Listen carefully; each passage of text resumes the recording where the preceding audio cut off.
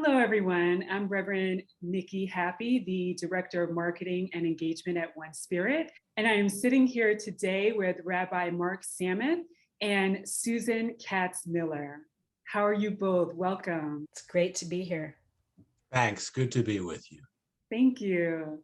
So we are here to discuss your upcoming workshop. So before we get into the workshop, can you just share, both of you, a little bit about who you are and what you do? Sure. My name is Rabbi Mark Sameth, and I led an experimental congregation for about 18 years and left a few years ago to finish a book that I've been working on since the 1990s. And since that time, I've been teaching on the book.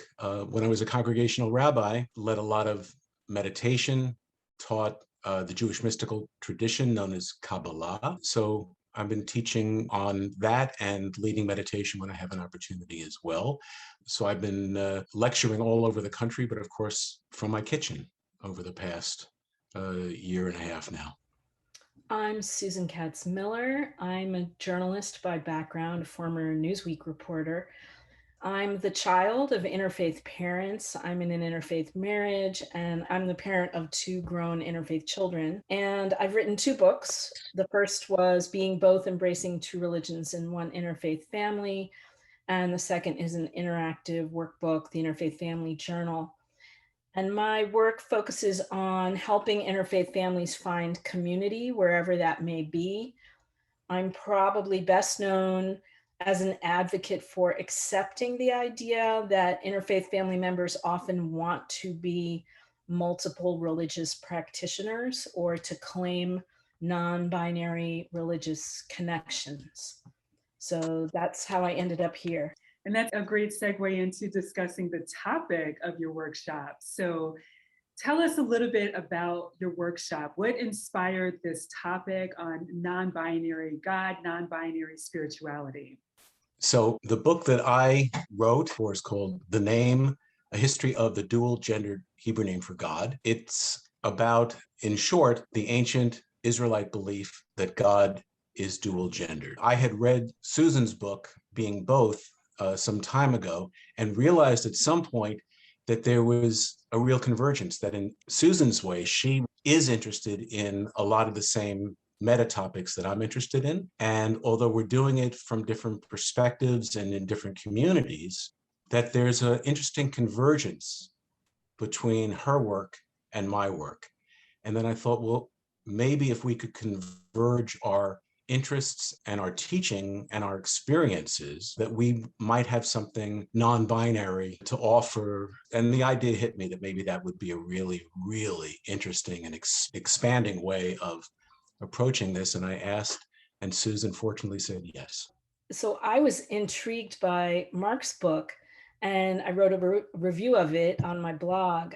His description of the multiple religious practices of people in biblical times and the multiple religious influences on, the text of the Torah really spoke to me.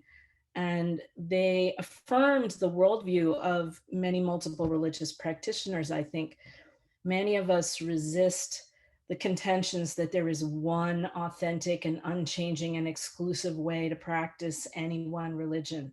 So moving away from that dualism, from that monofaith framework, from that binary, is my life's work as someone born into two religions.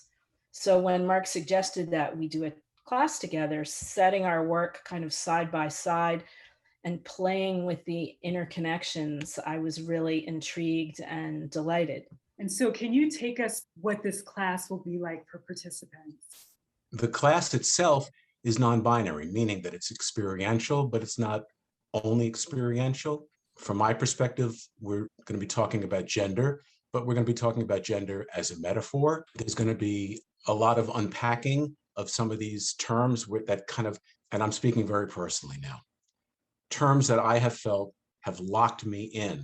Here's a particular word, here's a particular understanding, and it circumscribes my experience because this is how I think about the world, when in fact, if it's not how these terms have always been thought about, through journaling, through meditation, also through unpacking of language and history. And, there'll be a component there as well, where we'll be giving a 10-minute history of this or a 10-minute history of that to allow for some surprise. I thought it was this, but wow, I had no idea. It's this too. It doesn't mean it's not that ever.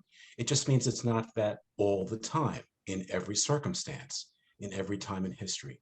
And when that sense of surprise happens, and again, it's speaking very personally, because a lot of us don't like surprises. We like certainty. The upside of surprise is that it kind of unsettles us a little bit. And when we're unsettled, sometimes something wonderful can happen, and that is that spaces open up that wouldn't otherwise be there. So my hope is that through meditation and through journaling and frontal teaching as well, I mean, we're going to have all these different modalities, very personal and about the all, that somehow things will shift for all of us. New spaces will open up, and we'll be able to invite ourselves and others into those new spaces. Susan, can you share with us, after the students have gone through this full experience, what do you hope that they take home with them?